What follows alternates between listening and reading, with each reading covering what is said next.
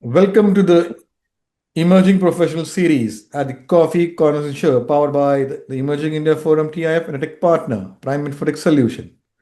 Theme is empowering change with thriving teams and transformative leaders.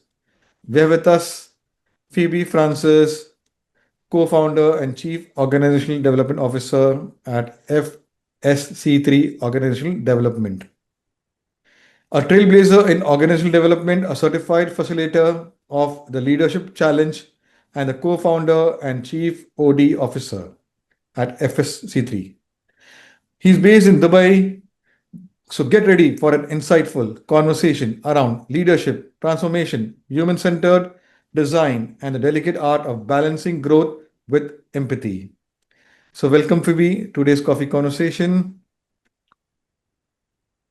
Thank you, Leon Amir, and good to be here with a cup of coffee to share my Okay, thoughts. And thanks for the invitation to be part okay, of this interesting conversation. wow.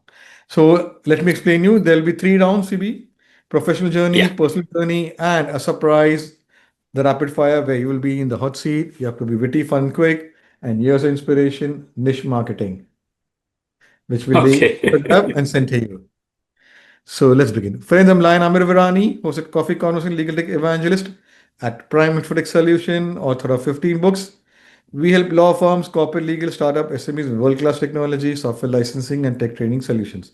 So my first question, Phoebe, how was the journey shaped up and what were the key defining moments? Thank you, Amir.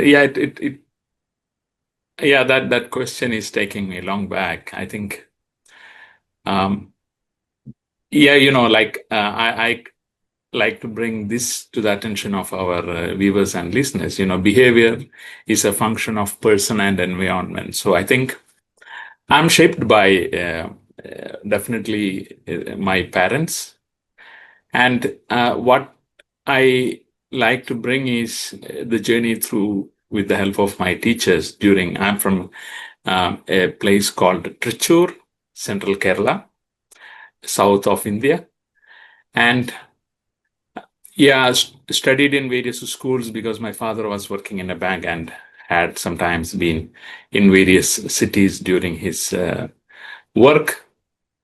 And that had led me to experiment different cultures, even though that might be the first experience of exposure to different cultures. That is one. Then, one critical moment which I think shaped my thought process is, in India during our grade 12, one of the key question is what percentage of marks you gain and what stream you are selecting as your professional path. And I think that was one critical moment where I couldn't score much. And I opted for physics, chemistry, maths for my pre-degree. It was at that time called pre-degree. And got less than 50, then your opportunity to apply for entrance, especially engineering, medical, is over. So that was a critical moment which shaped me. And to get into a college was difficult at that time. But again, my parents supported. And after, the college classes started in one of the college where I studied, in a third chance, I got opportunity to move into economics, bachelor's in economics, year one. And that was defining moment. One reason was the faculty, the department head, who always informed that, what you scored is not what determines your life. These are actions. And sometimes, uh, when we are in grade 12, we don't know what the world is like because we always hear, okay, marks are important, marks are important. That was a stress sometimes we hear each time. And this was a different perspective when the department had said, don't worry about what you scored in your grade 12 or pre-degree. That is gone. What can you do now? That is important. And that was a critical moment where my inspiration, motivation changed. I found economics very exciting as a field. Got the opportunity to complete it with first class and then move into masters in the same college, which was again a wonderful space where I loved, and I started to see the world through the lens of economics, which was, and again, I think my father brought the business newspapers, which gave me a bit of insight into the business world. So these are some of the critical moments. Then again, the other segment is I got the opportunity to be a faculty member as a guest faculty in the college where I studied. So that was inspirational for me in that space where I was teaching development issues of Indian economy for the first year master's students. So the trust shown by the head of department in me has shaped my perspective, and you start to love that subject. Politics also comes in, economics comes in, and how that shapes the way, for example, the country gets shaped. And again, as I mentioned, that also increased my interest in business, which led me to take my second step to do a master's in business administration, and that was another experience where I moved to a hostel, which was another experience of independent living, which was another experience which shaped me to be independent, and also that led to working in a startup firm through my internship, which is into marketing, especially learning management system.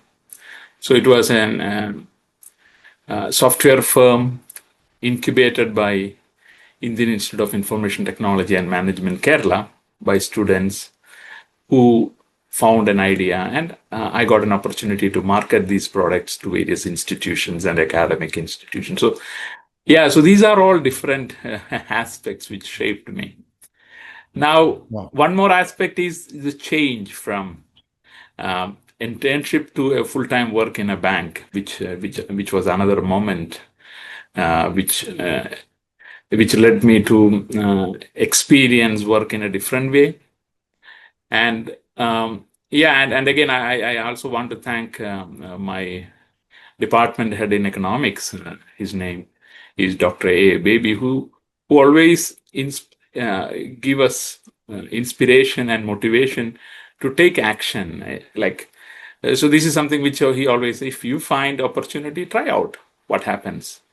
You may get it or you may not get it, but if you don't try, you lost that opportunity. So so that was like knock the door wherever you are in, and that was really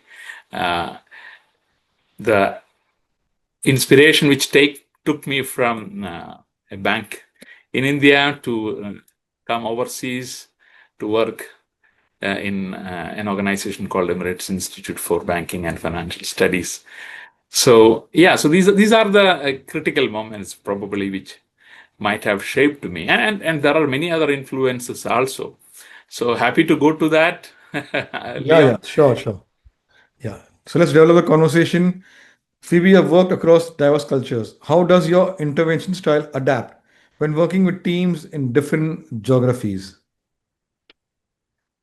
Yeah, you know, like initially, my thought process of, for example, like the work in India and work in UAE is totally different. One was what I experienced is in India there is a different work culture, and in UAE in a different work culture, and the meaning making process of individuals in a multicultural environment differs widely.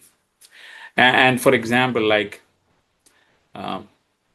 so my first work experience outside my mother tongue Malayalam was in working in Tamil Nadu.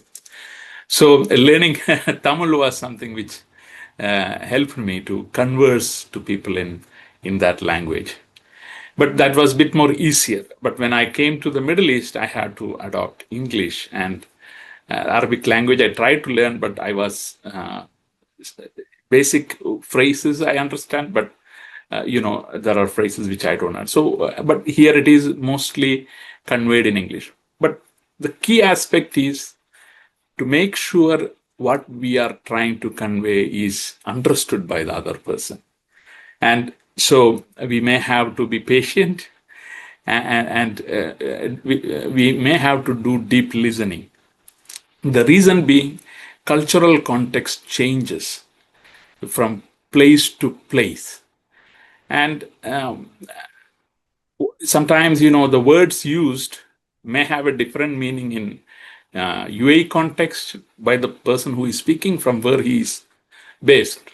And what I have experienced is that also differs when it comes to India, because meaning making process is different for all of us. And in some cases, especially when our mother tongue is different, we have to be patient enough, as well as keenly listen what the other person is trying to convey. And sometimes, yes, I have made mistakes. I remember an instance, like when I came to UAE for the first time, and I was part of the institution I joined. I was taking a session, and I was adopting the teaching style which I have seen in India. And sometimes our language is different. We start to speak English in the language which we have born or we have been conversing with, and students were, or the people in the room were unable to follow me. And that they were hesitant to inform Mr. Fiby, we don't understand what you are saying. they informed it to the admin team, and the admin team came to me. This was in the first week. Mr. Fiby, I think students are complaining, that trainees are complaining that they are unable to understand what you are conveying or what you are trying to teach. Can you be slow? And that led me to shift the way of style of interaction with the students. So I then started to connect with people to know what their background, what their understanding levels are. And this is something which I informed them. Okay, if I am going faster, sometimes culturally people don't want to give you direct feedback that we don't want to understand. So I informed them, if you can just slightly show your hand in your desk, you are sitting, just show the hand, then I may repeat it again, because I don't want to make them also embarrassed to stand up and say or to inform me directly. So that actually helped me to connect with them better, because people started, can you repeat? And also bring those examples to the group. So, in a multicultural work style, sometimes that is a challenge. I had another interaction when that is coming to my mind, that a colleague from Egypt was there. So his voice is a bit louder, like a huge bass in his voice. So I thought when he speak to me, he was having huge high bars, and he was a bit, I felt it arrogant, or he was upset with me. That was the assumptions which I am having in myself. Then one day I decided, okay, let me talk to him. And then I asked, are you upset with me? Did I do anything wrong? Then he said, no, Phoebe, this is my voice. My apologies for that if you felt that way. No, in any way I haven't took it like that. So, sometimes the multicultural interactions give us more insight on what and how things are perceived and what meaning making. Sometimes, so we have to check in the assumptions. Is my assumptions right? What can I ask the fellow individual, so that we are clear on both sides? And that helps to achieve the goals which we are pursuing. Wow. So, from the leadership challenge to Luma design thinking, how do these tools help teams build culture and performance? Phoebe. Yeah, these are all like different approaches we experience over a period of time. So, for example, there is something like which I missed to share with you when you asked the question, what shaped me? One was ISAPS, which I missed to share. One of the key aspect of learning is Indian Society of Applied Behavioral Science. That is where I came across human-centered practices in workplace. We are for example, in any organization, we are trying to connect with workforce, workplace, and work. So, what we try to bring in is how can we help our workforce to be better, and what kind of help we can do, and that is in that journey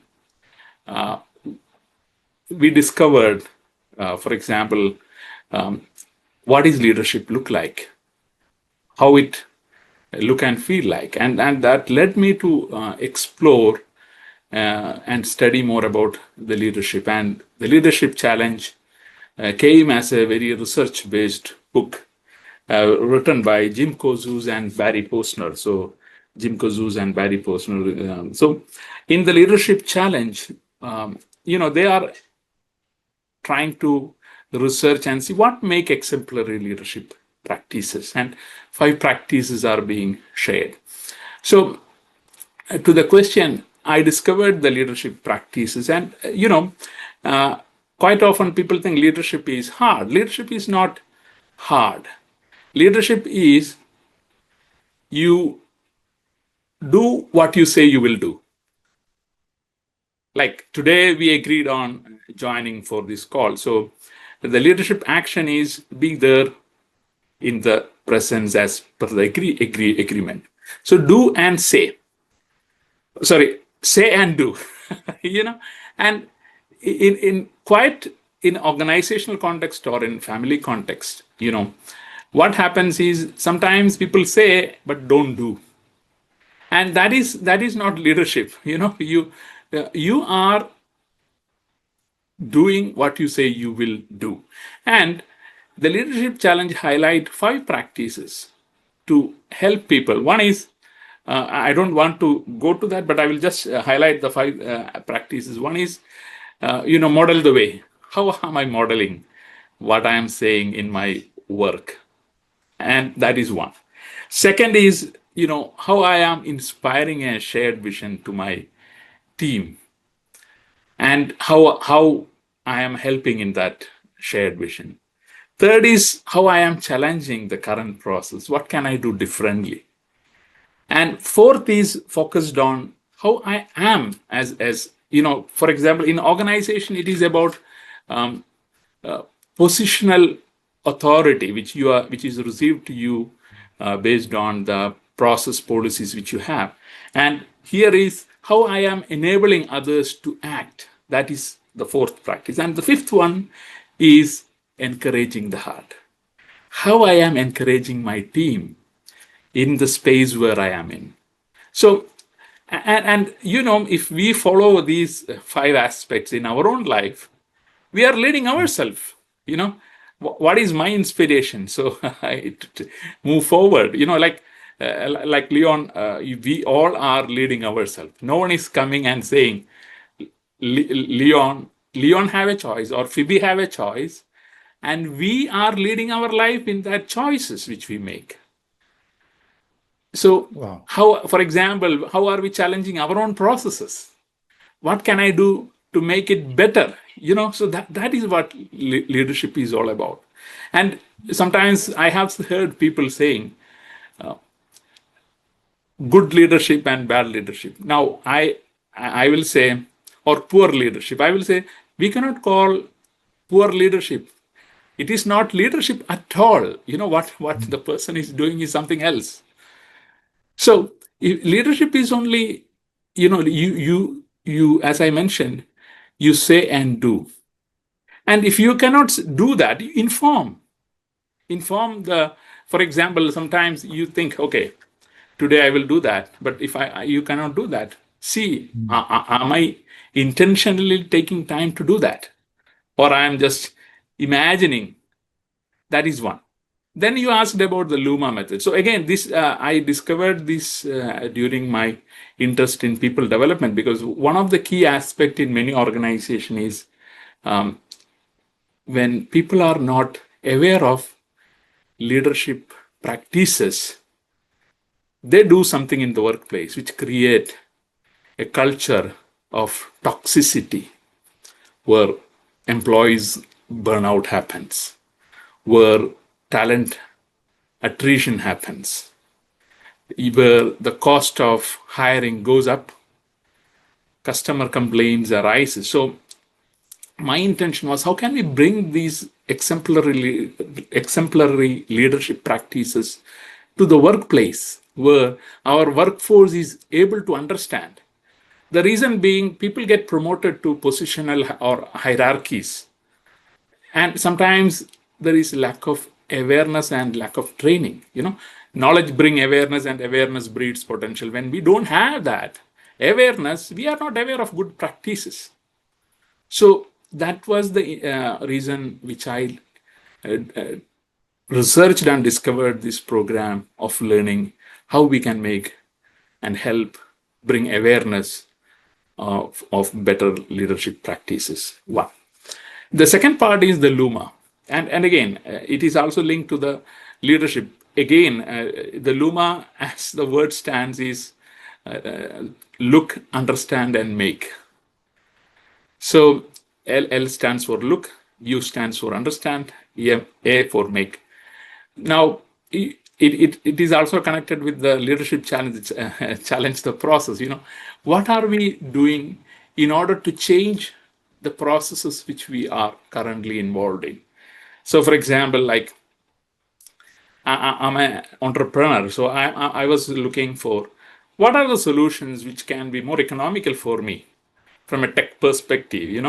I don't want to have a large subscription which I may be paying every month as an entrepreneur. So that helped me to discover a platform called AppSumo, where you can get new products launched in the market for one-time or lifetime fees. So why I'm mentioning this is the Luma methods helps us to see what can we do differently in each stage of our innovation process. And these are methods, 36 methods, which help us to have participatory innovation. Quite often, what happens in workplace is people always listen to the highest paid person's opinion. We call them hippos, highest paid person's opinion. And quite often they come, okay, let us do that idea. But people sometimes will be quiet. Okay, the hippo has said, let us do that. Let us do that. Now, this is going to have costly impact on the workplace, because in workplace, people in the front line know what needs to be done better. They know customer pain points. They know process pain points. So how can we bring innovation and make it more participative? And this was a program which we started implementing in our organization. And again, we came across this methodology because it was implemented by DBS in Singapore, DBS Bank in Singapore, which was run by the CEO Piyush Gupta. He recently retired, but he introduced this concept to make DBS Singapore one of the best digital bank in that region. So they started applying the Luma methods in their workplace to bring in ideas, to bring in better services, products, so that the customer retention happens, the customer experience become better. So to your question, these are all methods and practices which help to have better workplaces where the culture gets celebrated, and because of that, people feel belonged in those places. Wow. So, Phoebe, what's your approach when organizations come to you saying our culture is broken? Yeah, so when I go for intervention, I like, for example, with senior team members, one of the question which I ask is, okay, now you say the culture is broken. Quite often the answer is there itself. We are trying to facilitate conversations of change. And one of the key question which I ask is, okay, now we are having, you are saying the culture is broken. So what is the score which you are giving to your culture? Then I ask people, maybe if there are 10 people in the room, I will ask, okay, what score will you give? So for example, then people say, okay, my culture is 4 out of 10, 5 out of 10, 6 out of 10. And then the next question is, okay, what is this 4 look like? Now, when then people start to explain, 4 is like this, 5 is like this, then our next question is, where do you want to move from 4, 5, or 6? Okay, we want to move to 7 or 8. We want to. So, what is this 7 or 8 look like for you? What steps can you take in your organization to make it move from 5 to 8? Then they may say we need more, let's say, employee recognition. We may need more reward system. Or for example, we need to make sure that there is a clear career path for people. We need to have systems and processes which are broken to be improved. We have to identify. So then the next question is, what is preventing you from doing that? So, this is in a workshop environment where, again, before moving into all those things, I always try to, one of my philosophies to make connection before content, like what are people, for example, whether the people know each other in the room, how well they know each other. So we spent at least, for like 30 to 40 minutes of time to know at a personal level. People are either CEOs, people are either EVP or SVP and direct, but who are you at a personal level? One of the question which I ask is, before moving into that culture question, is, who are you without your job title? Who are you without your job title? So, or sometimes we simply ask, what are you grateful for in the year 2024?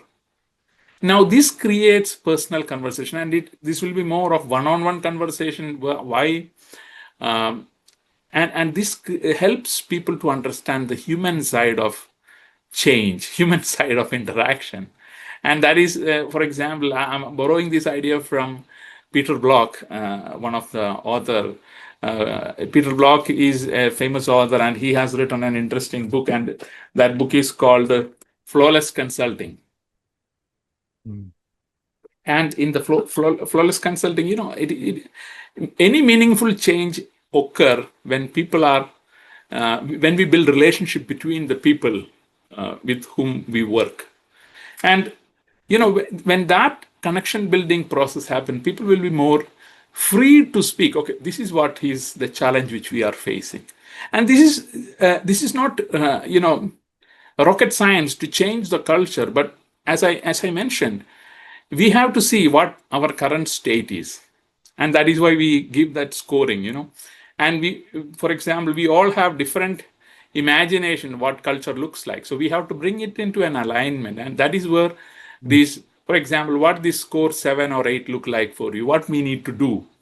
So what are the ideas? Then we do the workshop, and then the next is, how can we take initiative which can be, time bound. For example, quarter 1, what will we do? Quarter 2, what will we do? Quarter 3, what will we do? And who will be responsible? Who will be the sponsor? Who will fund that if there is fund requirement? If we don't have funds, what can we do differently? For example, sometimes these conversations are missing in many workplaces. The frank conversation where sometimes most often what happen in workplace is the hippo rules, the highest paid person's opinion rules, and people will say, yes, we will do whatever you say. And there, the critical aspects are often put under the carpet, under the carpet, and that leads to bigger risk. And we can see these kind of things in many workplaces, and that leads to sometimes serious incidents in the workplace. Sometimes Wow. people lose life because of that. Sometimes it is that cripples, that leads to burnout, and that is where the organization gets stuck. Stuck organization, the challenge is there is no critical and crucial conversation happens. And it is not because people don't know the issues, but there is lack of capability to create a psychologically safe space to speak up. Like I may be a managing director, I may be an EVP, but if I don't have the safe space, everyone will think, if I am not working here, where can I get a similar paid job? It will be sometimes not easy. So people have liabilities. I have a property purchased. I have a loan to be paid. So what happens is, okay, let us go like this and not make anyone upset. And that is what create even in many boardrooms and in many senior management meetings, no one look into the next levels. What is beneath the, like we see a small iceberg, but what is beneath the iceberg?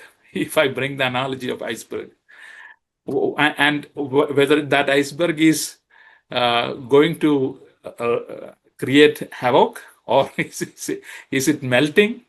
That is where the leadership role comes in. Now, as a leader, what way I know the pulse of the organization, and quite often modeling the way is an important aspect as a power holder. And as a power holder, if I am able to model that, people will be free to come and give suggestions. And when for example, there is a I don't know whether you have heard, there is a professor called Manfred Debris. He runs a program in INSEAD, and that program is called the CEO Recycling Seminar or workshop. So one of his, and it is mostly people with 100,000 or more in that group company. Most of the CEOs come there, and what he's saying, if I can bring a bit of change and different approaches to the mind of the CEOs, that get cascaded, because the organizations are structured like that, where the power is concentrated. And sometimes when we bring that awareness, this is how I am impacting as a leader, and that is where the culture shift happens.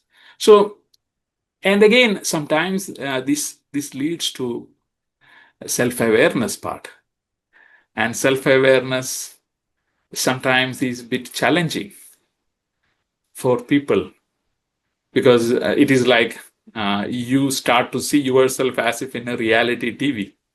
What are my actions? What are my fears? What am I doing with my team, and why I am doing that? So so these are elements which we try to bring in the conversation to help them understand the current state of culture, and what is their appetite to move to a new culture.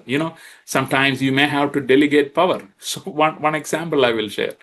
In an organization, when we were having an organization design discussion, one manager had almost 50 people reporting to him.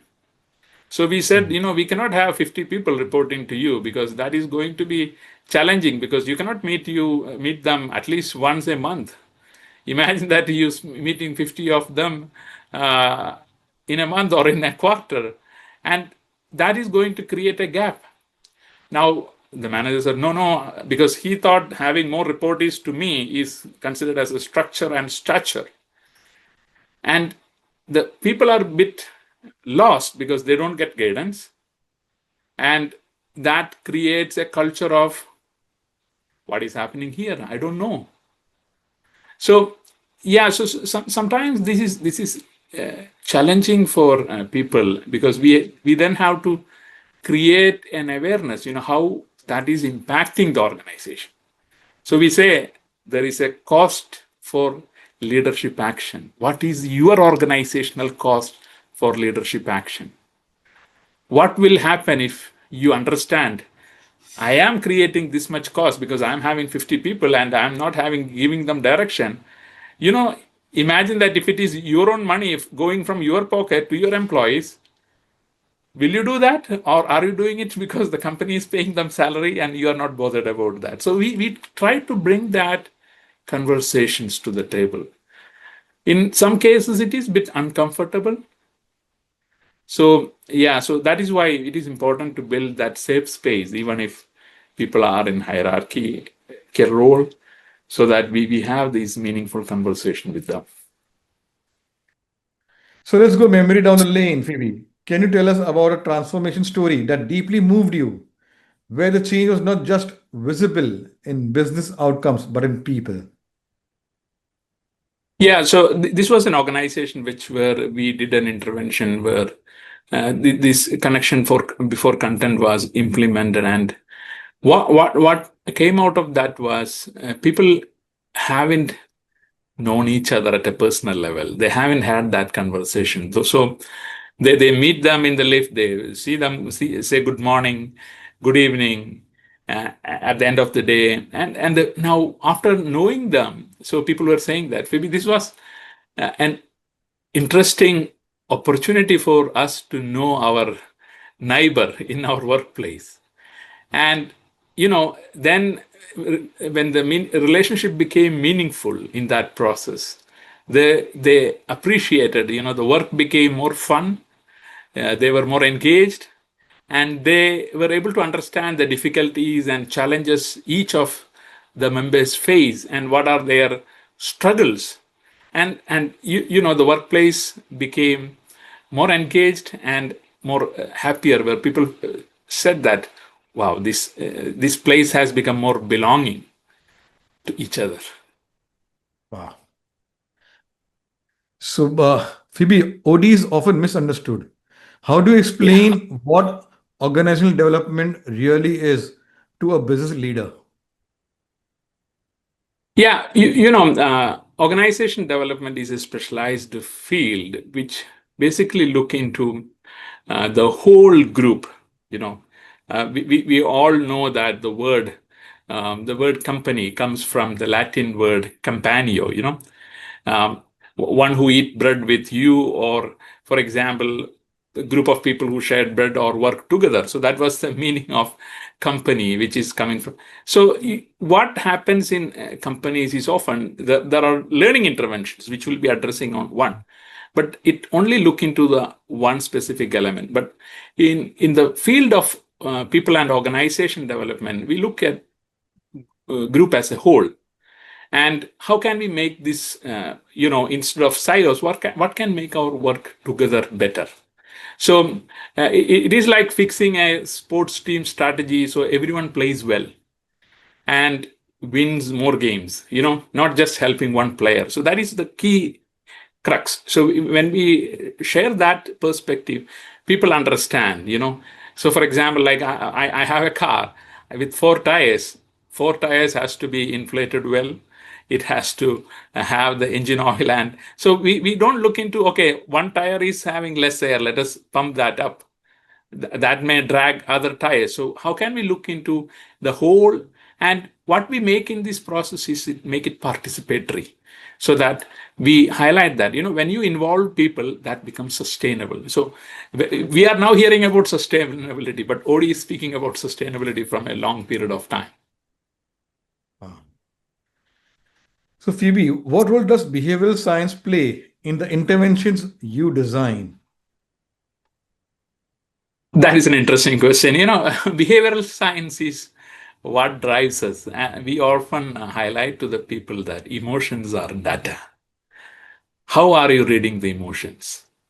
And how that emotions are impacting your workplace, work, and workforce. And people leave the workplace because of emotional challenges. If they are happy, they continue. If they have as I mentioned, if there is a hippo who is um, having very arrogant behavior in the workplace, people will be a bit hesitant to be there, like we have seen, like I like to bring an example of sometimes in our schools we have a teacher who may be doing punishment. So and there may be a teacher who may be a bit engaging with the students, and we can see the environment. So that is what that is driven by the emotion. It can be an anchor, or it can be a person who is willing to listen, and that plays a major role in any intervention. So that's what I said. When we do the intervention, the first part is how can we help the people to emotionally connect. Connection before content. Wow. So, Phoebe, who was influenced you from the world of OD professionals and leadership coaches? Yeah, one of the key thought leader which I really like is Edgar Schein. He passed away recently. He's considered as the father of organizational culture as a field. And one of his thought process is everything is an intervention. Everything is an intervention. You have to understand that. And he has written a beautiful book called Humble Leadership and Humble Enquiry. So how, when you are in positions of power, how you should be humble so that you create a safe environment with the workplace. So that's Edgar Schein, who I really like his thoughts and teachings. Wow. So let's come to your current role, co-founder Yeah, at FSC3. yeah, What's the meaning of or the story behind FSC3 of your startup, and yeah. how has the journey been? Yeah, so it was in 2023 I started the organization FSC3, and FSC3 stands for, one is forward thinking, S stands for sustainable, and C3 stands for consulting and co-creating change. We are informing that if we co-create change with the people, that change will be more sustainable and take the organization forward. So that is the premise of that. And so, for example, quite often many organizations do training programs, but training program is only one part. But how can we sustain that? How can we co-create with the team? And that is where people have to know each other. And that organization will be more forward-looking in its approach. So that is the basic idea of, and we say that when knowledge is shared, that brings new capability in the system to face the challenge ahead. Wow. So now AI is impacting everywhere. How do you see the role of human-centered OD evolving with AI and digital disruption? I think we are, yes, AI as a tool is like the large language models which we come across is going to have an impact. But again, it is like a tool. Like some of us have used calculators or scientific calculators. Some of us have used scientific calculators well. Some of us have not. And it is also like for this Zoom platform, there are a lot of functionalities. Some of the functionalities we use, some we may not be using. But it is like that, how familiar we are in experimenting. And so I will say experiment with the AI tool. So I'm not from a technology background, but I recently used platforms like Replit, platforms like Bolt, in order to create websites of my own. So app ideas. So, now that gives you a capability. Like I can be a one-person company with a software developed and installed. Now there are different products which we can also use. Like for example, I use a platform called voicenotes.com. And what I do is I dictate if I want to write a letter, I dictate it to the voice notes. And there is a button where you can either develop an email or you can make a custom email. So if it is custom, I will say I want to make this email to be more polite with appreciative tone. I want to use simple words, no fluff, to the point. Now click, your email is ready. You just copy, paste, and done. And that has improved my productivity using AI to connect with more people. So that shows. Imagine if we are not using that. You may be like, I may be sending 5 emails, but now I can send 20. So that is the huge productivity jump from my perspective. I'm using an AI tool called Taja.ai, Taja.ai. So I have a channel. So what I do is, I want to get shorts. I give the URL of YouTube. It automatically gives you 15 shorts, reducing your time to consumed. So using the AI is going to be a game changer. But again, it is individual capability, like riding a bike, using the laptops. We have to learn and make ourselves useful in that way. Yeah. Wow. My last question for your professional journey around, for aspiring OD professionals, leadership coaches, what advice would you give to them to stay relevant and impactful in this field? Again, one of the core values of organization development is continuous learning. And in this world, continuous learning is not only for OD professionals, but for everyone. One is that. Second is connecting with people. It is all about what connections we create, how we nurture them, how we can be helpful to others. OD as a field is all about helping relationships. How are we of use to others? For example, as Peter Block say, we all want to change, but which room? And he says that the room where you are in. So try to be a change agent in the room where you are in, and that is use of self.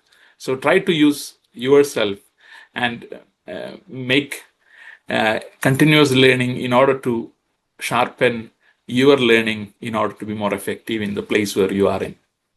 Wow. So let's go to next round and understand Phoebe as a person. Tell us about your family and your formative years. Yeah, so my family is of an agricultural background, and from Trichure in Kerala. And yeah, so my father was the first person, or one of the family member, who started getting into a public sector bank. So that was having an influence where finance become the discussion point, businesses become the discussion point at home at various points of time. And probably that led me to also like economics as a field and do my MBA. And later on, I discovered the field of OD through that process, where my aspiration was, okay, how can I be a head of training in a workplace? So that is how I started exploring LinkedIn. What are the people in the training field have done? Discovering ISAPs in the process. So yeah, it is an agricultural family who slowly moved into the corporate work environment, and that have influenced my thoughts. Wow. So, any personal ritual or hobby that keeps you grounded or recharges your creative energy?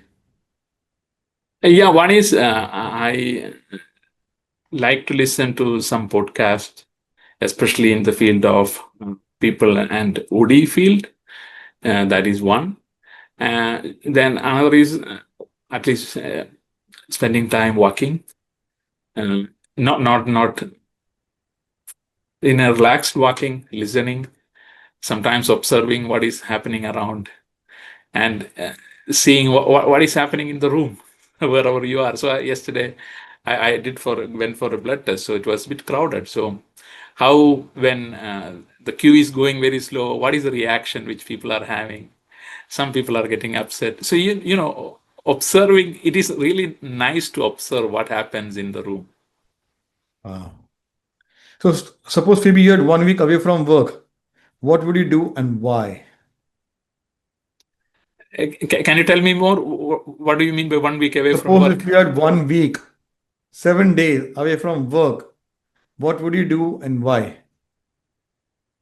Okay. So from a preparation perspective, maybe I will brush up some of the uh, previous researches which I have done, make myself see what can be done, what may not be done, what kind of deck, reviewing the deck if case there is a workshop I have to do. So yeah, preparing myself for that, and also relaxing, not hurrying into that. So uh, that will be my way of involvement there. Wow. If your friend were to describe you in 3 words, what would it be?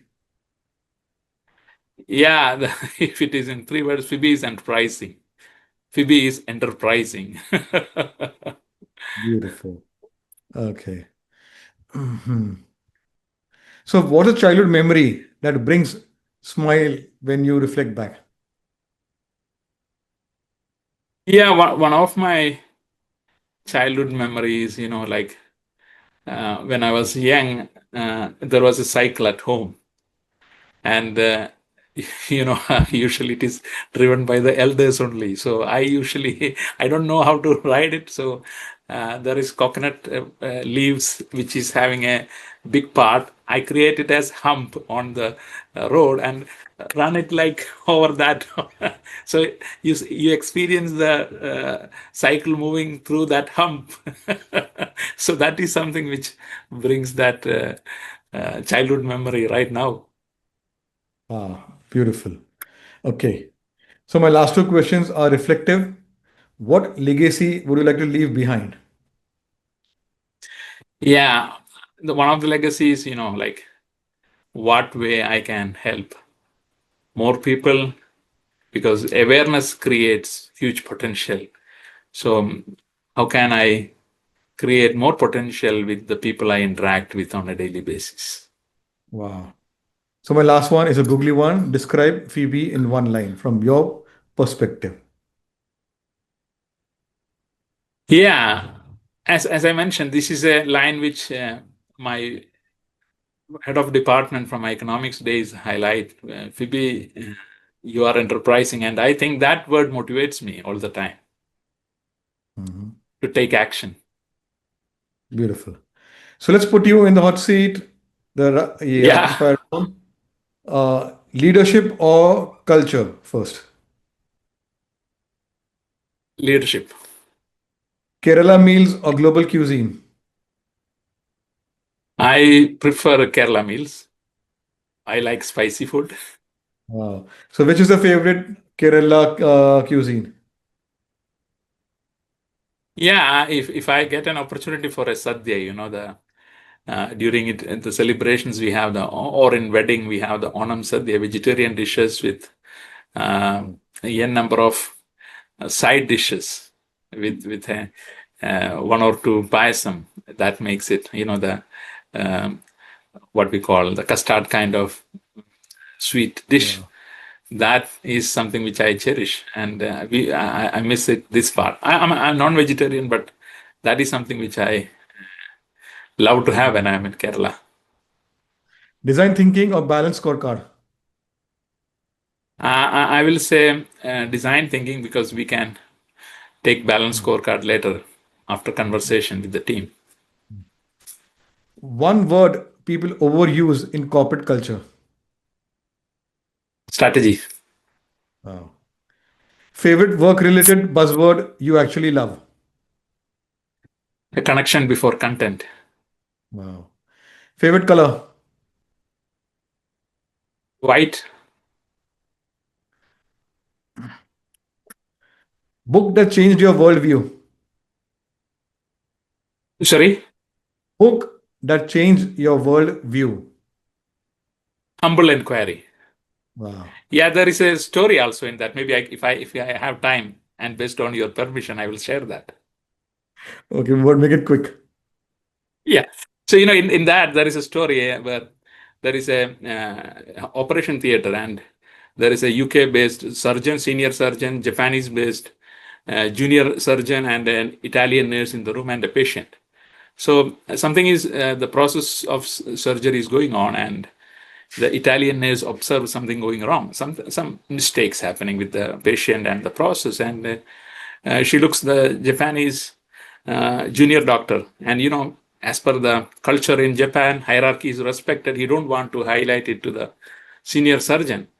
So in the book, it is saying that imagine that in the beginning of the process, if the senior surgeon is saying, friends, if I'm making any mistake, please stop me, correct me, bring it to my attention.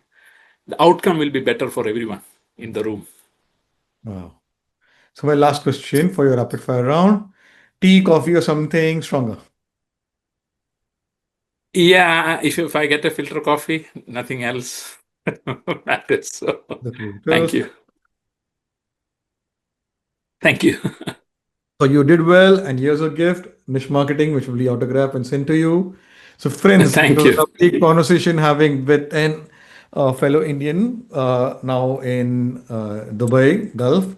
So all those young OD professionals and leadership coaches who want to enter this field of being an OD professional or a leadership coach and to take a career to a global level. This is an episode where Phoebe will take you through the process step, and there are inspiring stories he has shared from his professional, personal.